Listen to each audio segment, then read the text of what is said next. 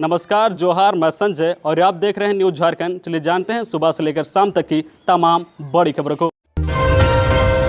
पिछड़ों को आरक्षण के बगैर ही होंगे झारखंड में पंचायत चुनाव। झारखंड में इस बार भी त्रिस्तरीय पंचायत चुनाव पिछड़ों को आरक्षण के बगैर ही कराए जाएंगे। इस संबंध में पंचायती राज विभाग ने अधिसूचना जारी कर दी है। राज्य सरकार ने इससे पहले झारखंड विधानसभा में स्पष्ट कर दिया था कि त्रिस्तरीय पंचायत चुनाव में पिछड़ों को आरक्षण नहीं दिया जाएगा। हालांकि भाजपा और आजसू लगातार मांग कर रहे हैं कि सुप्रीम कोर्ट के निर्देश के अनुसार पंचायत चुनाव में पिछड़ों को आरक्षण दिया जाए। इन दोनों दलों के अनुसार जब 2 साल से अधिक समय से पंचायत चुनाव राज्य में नहीं हुआ है और इसके कार्यकाल को बढ़ाया गया है, तो सामाजिक अध्ययन कराकर सरकार त्रिस्तरीय पंचायत चुनाव पिछड़ों के आरक्षण के आधार पर कराए। सरकार ने विपक्ष की मांगों को खारिज करते हुए पिछड़ों के आरक्षण बिना ही पंचायत चुनाव करने का निर्णय लिया है। पंचायती राज विभाग जल्द ही त्रिस्तरीय पंचायत चुनाव की तारीखों की घोषणा करेगा। इसके लिए जिलों को अंतिम रूप से आवश्यक तैयारी करने का निर्देश दिया गया है।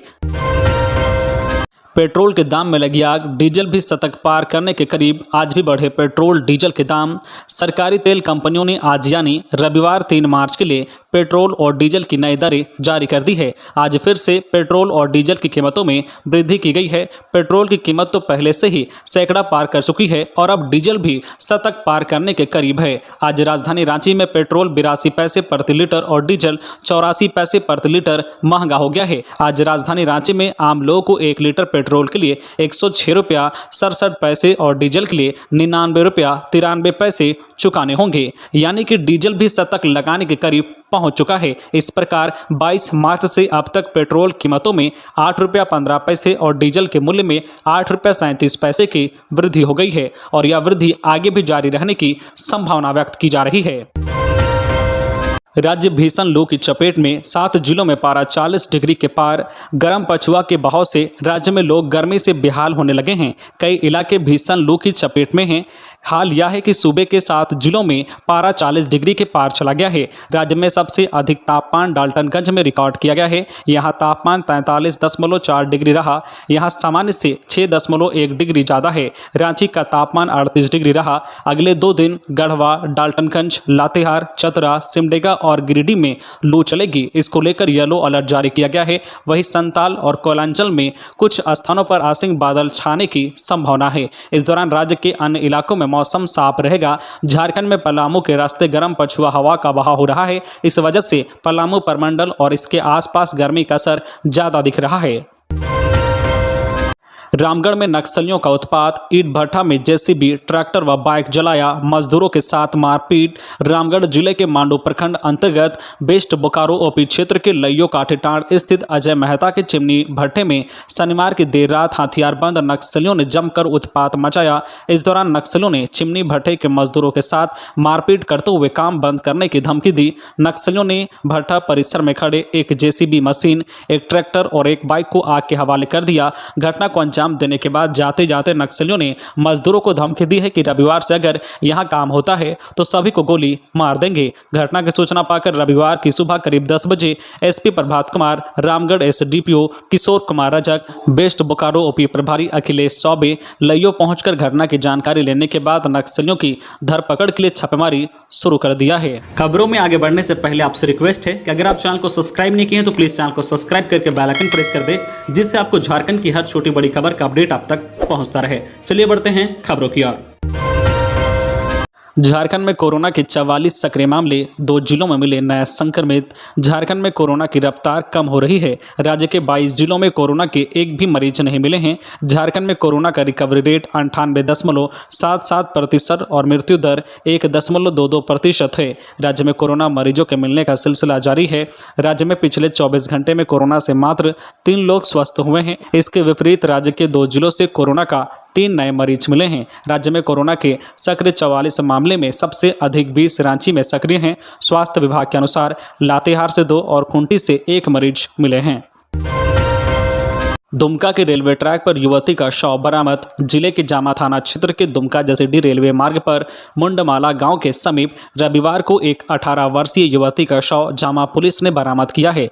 मृतका की पहचान जामा थाना क्षेत्र के जिरुलिया गांव के विजय हांसदा की 18 वर्षीय पुत्री उषा हांसदा के रूप में हुई है। थाना प्रभारी जितेंद्र कुमार सिंह ने बताया है कि जो है मुंडमाला गाँव के समीप दुमका जसीडीह रेलवे ट्रैक पर एक युवती का शव बरामद किया गया है। शव को देखने के बाद प्रथम दृष्टि में मामला आत्महत्या का प्रतीत होता है। परिजनों के अनुसार युवती शनिवार को बैंक जाने के लिए घर से दोपहर को निकली थी, जो घर लौटकर नहीं आई। घटना के बाद जामा पुलिस ने शव को जो है पोस्टमार्टम के लिए दुमका भेज दिया है। मामले की जांच पड़ताल जारी है।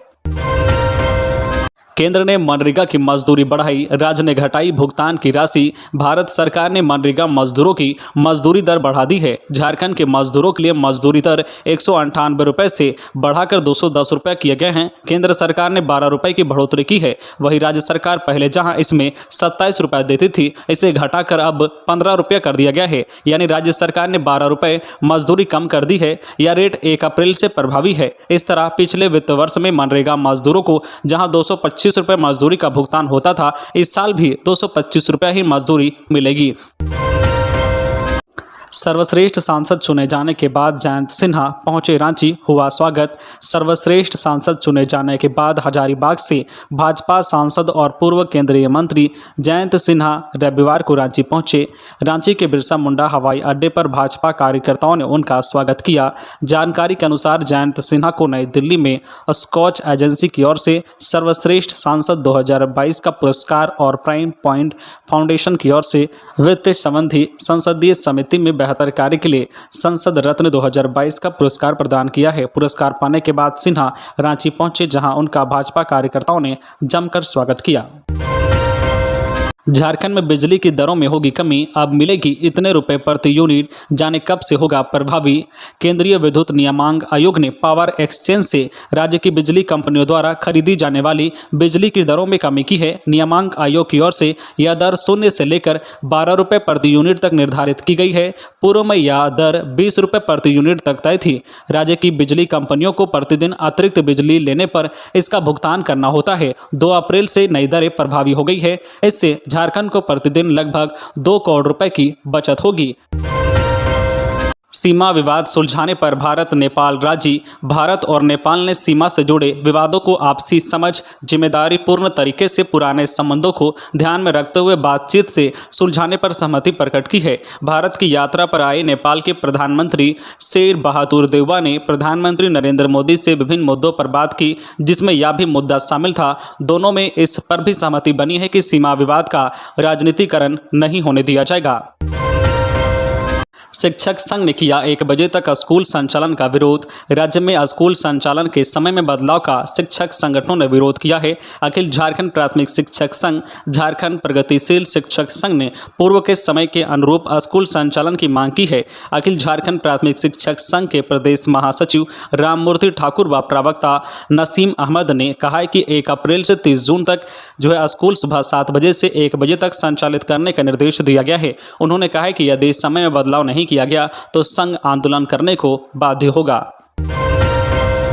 वाहन फिटनेस के लिए शुरू की गई ऑनलाइन सेवा। राज्य में वाहन फिटनेस के लिए वाहन मालिकों को MVI मोटर यान निरीक्षक का चक्कर नहीं लगाना पड़ेगा। परिवहन विभाग ने ऑफलाइन वाहन फिटनेस की प्रक्रिया पर रोक लगा दी है। अब ऑनलाइन सेवा शुरू की गई है। इस सेवा के तहत वाहन मालिक अपनी मर्जी से तिथि तय कर स्लॉट बुक करा वाहन की फिटनेस जाँच करा सकेंगे। इसे लेकर परिवहन विभाग ने आदेश जारी किया है। इसके तहत वाहन फिटनेस जाँच के लिए संबंधित मोटर यान निरीक्षक का ऑनलाइन सुविधा उपलब्ध कराई गई है। विभाग की वेबसाइट वाहन.परिवहन.gov.in/वाहन सर्विस के माध्यम से वाहन फिटनेस के लिए ऑनलाइन अपॉइंटमेंट शेड्यूल किए जा सकेंगे। वाहन फिटनेस शुल्क ऑनलाइन ही जमा करना होगा। होटल में महिला को नशा देकर किया रेप, पति के साथ थाने पहुंची महिला, बोली सहकर्मी ने नशीला पदार्थ खिलाकर किया दुष्कर्म। जमशेदपुर के NH 33 स्थित एक होटल में रामगढ़ जिले के रजरप्पा की एक महिला को नशे का सामान खिलाकर दुष्कर्म करने का मामला प्रकाश में आया है। मामला तब सामने आया है जब महिला घटना के 18 दिन बाद अपने पति के साथ मामले की शिकायत करने MGM थाना पहुंची। महिला ने अपने सहकर्मी रांची जिले के और मांझी निवासी प्रदीप कुमार राम उर्फ राणा पर आरोप लगाया है। मामला दर्ज करते हुए पुलिस ने महिला को मेडिकल के लिए एमजीएम अस्पताल भेजा। कोर्ट खुलने के बाद पुलिस महिला का बयान दर्ज करवाएगी। महिला ने पुलिस को बताया है कि वह एलआईसी एजेंट है, जबकि आरोपी भी उसी के साथ काम करता है। 15 मार्च को वह आरोपी के साथ किसी काम से आई थी। यहाँ वह NH 33 स्थित एक होटल में ठहरी थी, जहां आरोपी ने उसे कोल्ड ड्रिंक में नशीला पदार्थ खिलाकर उसके साथ दुष्कर्म किया। दूसरे दिन वह अपने घर पहुंची, जहां अपने पति को सारी बात बताई। पति के साथ बातचीत करने के बाद वह शिकायत लेकर थाने पहुंची। फिलहाल पुलिस मामले की जांच कर रही है। तो ये थी आज की झारखंड की टॉप बड़ी खबरें। इसी तरह झारखंड की हर छोटी बड़ी खबर देखने के लिए आप हमारे चैनल न्यूज झारखंड चैनल को सब्सक्राइब करके बेल आइकन प्रेस कर दीजिए, जिससे आपको झारखंड की हर छोटी बड़ी खबर का अपडेट आप तक पहुंचता रहे। तो आज के लिए बस इतना ही, हमें दीजिए इजाजत, फिर मिलते हैं नेक्स्ट न्यूज में।